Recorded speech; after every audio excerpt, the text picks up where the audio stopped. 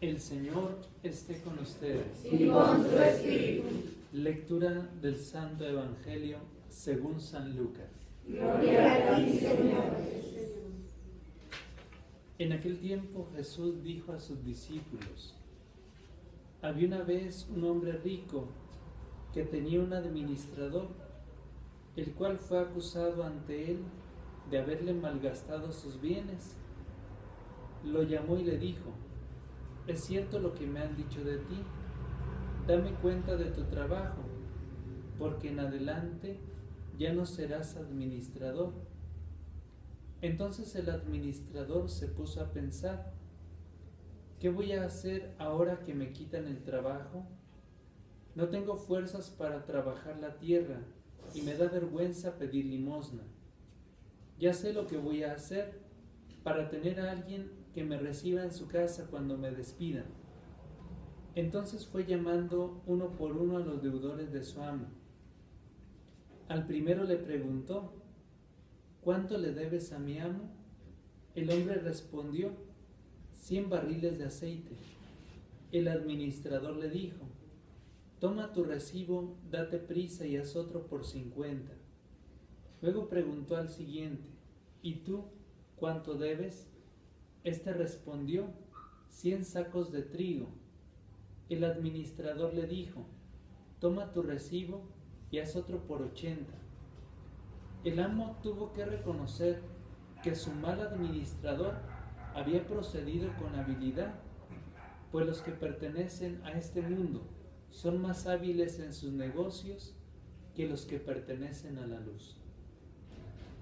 Palabra del Señor. Gloria a ti, Señor Jesús. Si gustan sentarse un momentito, por favor. Vamos a invocar en estos momentos la presencia del Espíritu Santo.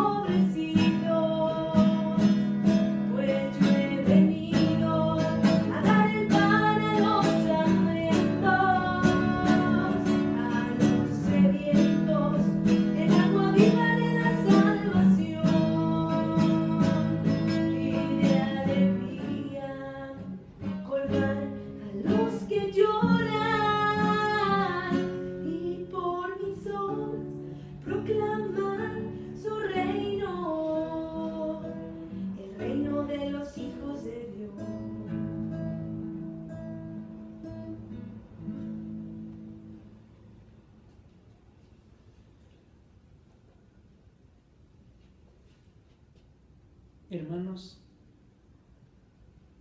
hoy pretendo centrarme en las profundas palabras que encontramos de la aclamación antes del Evangelio, de Primera de San Juan, capítulo 2, versículo 5,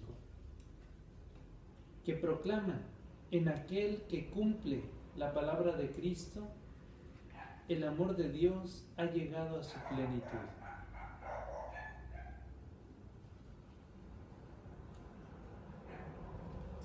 La palabra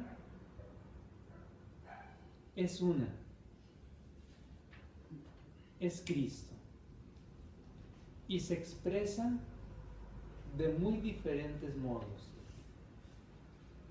A lo largo de la historia se ha dicho que la palabra de Dios se abrevió. Es decir, Cristo se hizo pequeño para que en nosotros la palabra llegara a su máximo esplendor.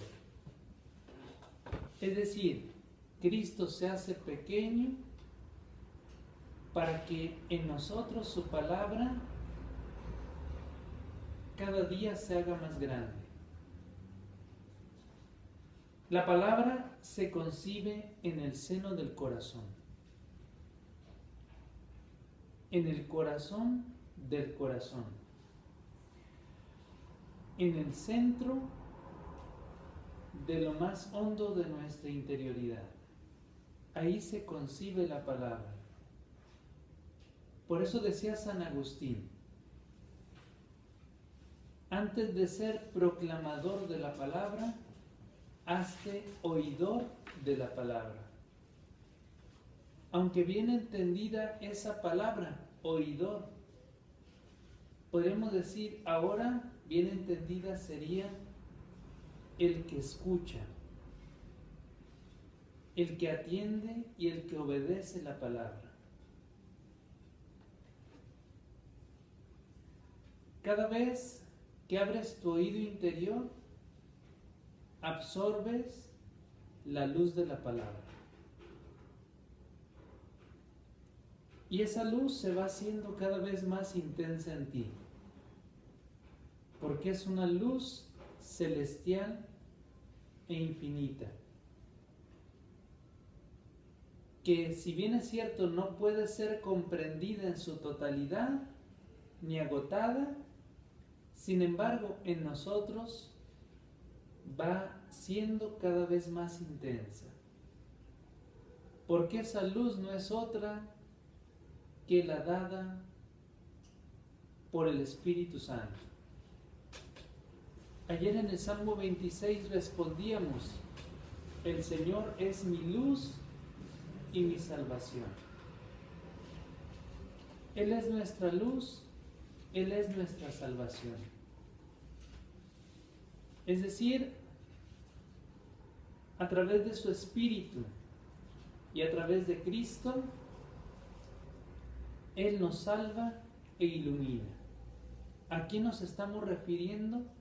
Al Padre Celestial, que ha dado, podemos decir, dos misiones, que en el fondo son una sola misión para dos personas de la Trinidad. ¿Cuál es esa misión para cada uno de ellos? O para cada una de ellas. El Hijo tiene la misión de salvarnos y redimirnos, y el Espíritu Santo de iluminarnos y santificarnos. Esa es la misión. Pero también, así como ellos tienen su misión, que la realizan a la perfección, también nosotros tenemos otra misión, que es escuchar, guardar, meditar y practicar.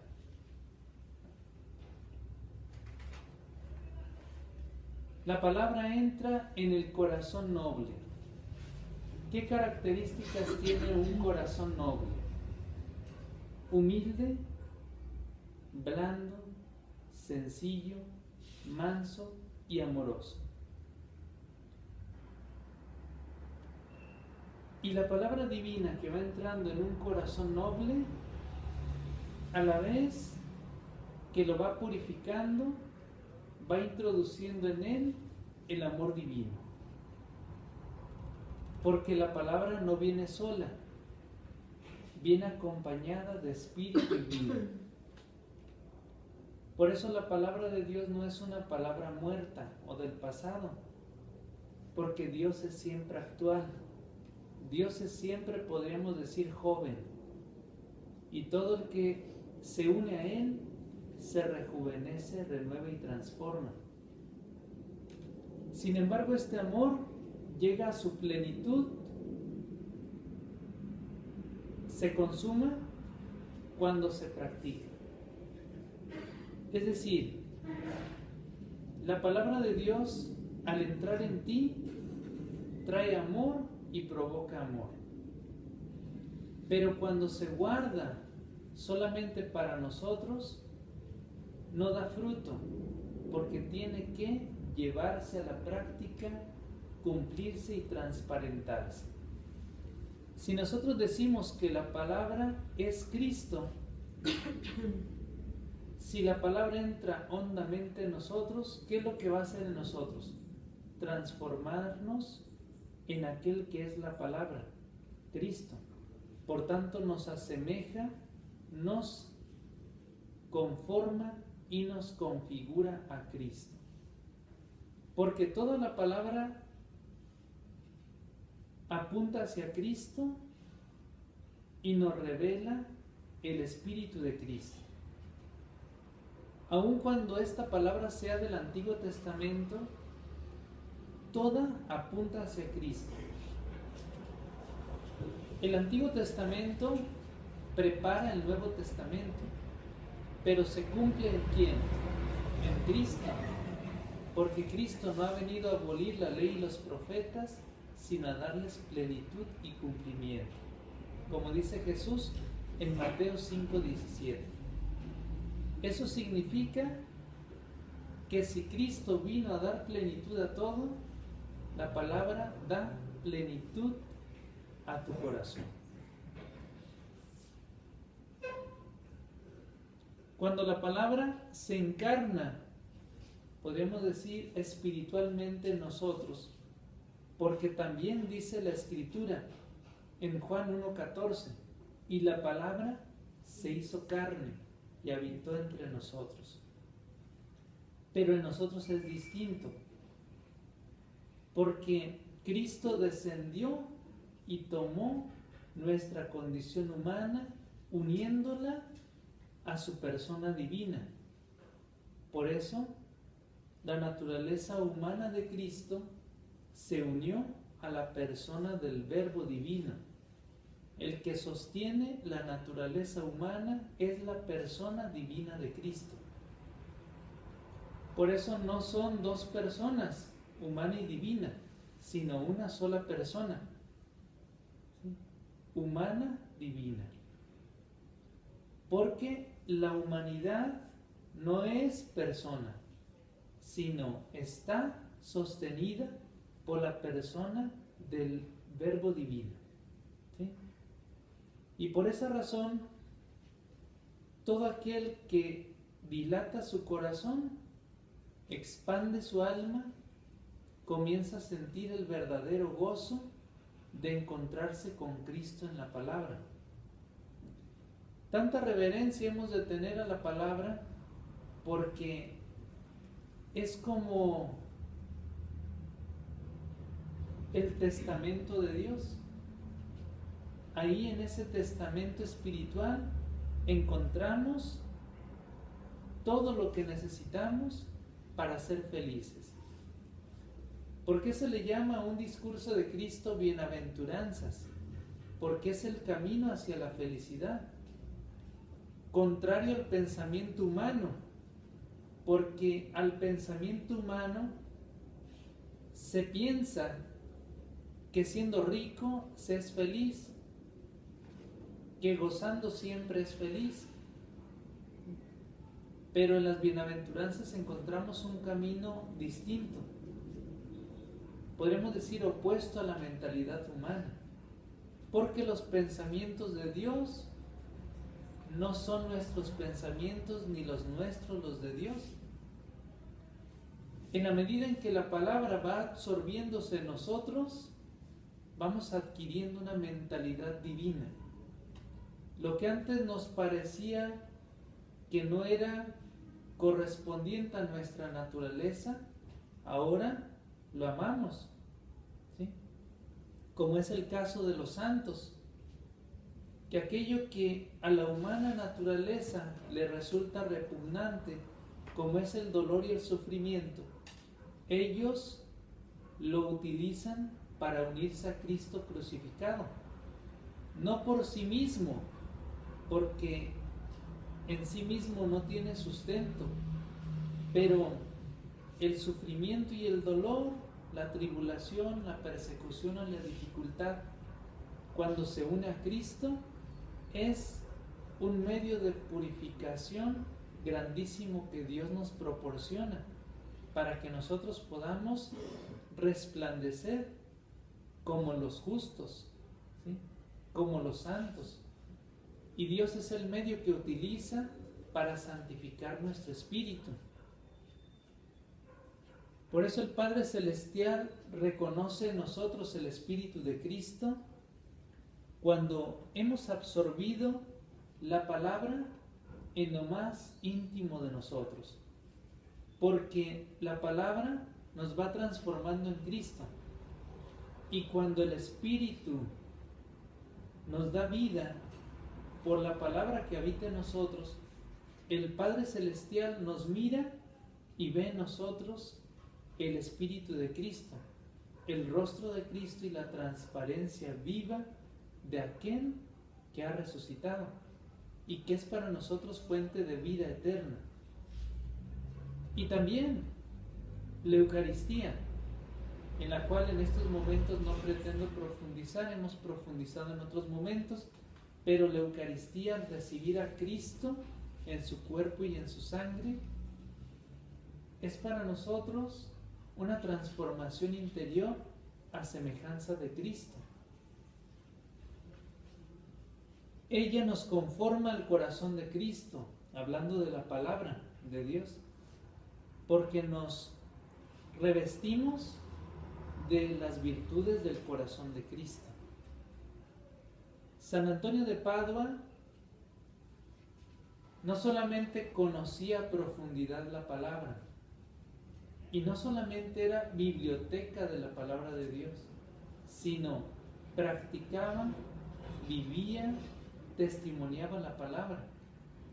No por nada el Papa Benedicto XVI, al hablar de los santos, dice: son como un rayo de luz que te permiten descubrir una interpretación profunda de la palabra de Dios.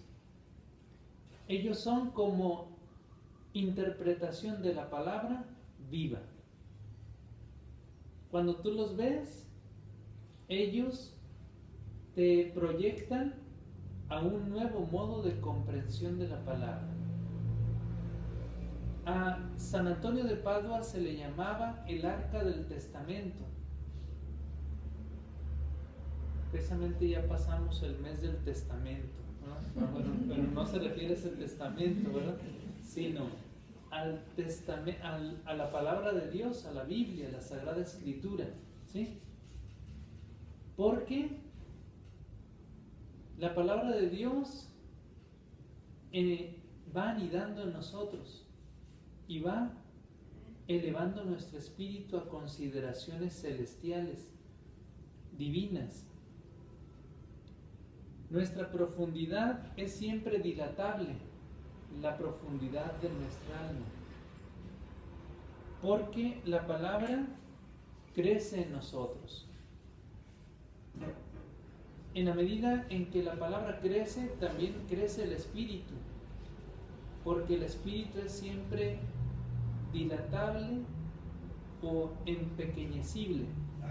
Es decir, se puede agrandar o se puede empequeñecer, de acuerdo al alimento que nosotros le demos. Si nosotros le damos alimento terrenal al espíritu, se empequeñece. Si nosotros le damos alimento celestial, se agranda, se dilata y posee libertad en sí mismo. Vamos a pedirle pues a la Virgen María, ella que guardó en su interior la palabra, que la conservó en su corazón y que dio un fruto abundante del 100 por 1, que también a nosotros nos ayude para que, recibiendo con amor la palabra, la practiquemos en nuestra vida diaria. Que así sea. Dejamos un momentito de silencio.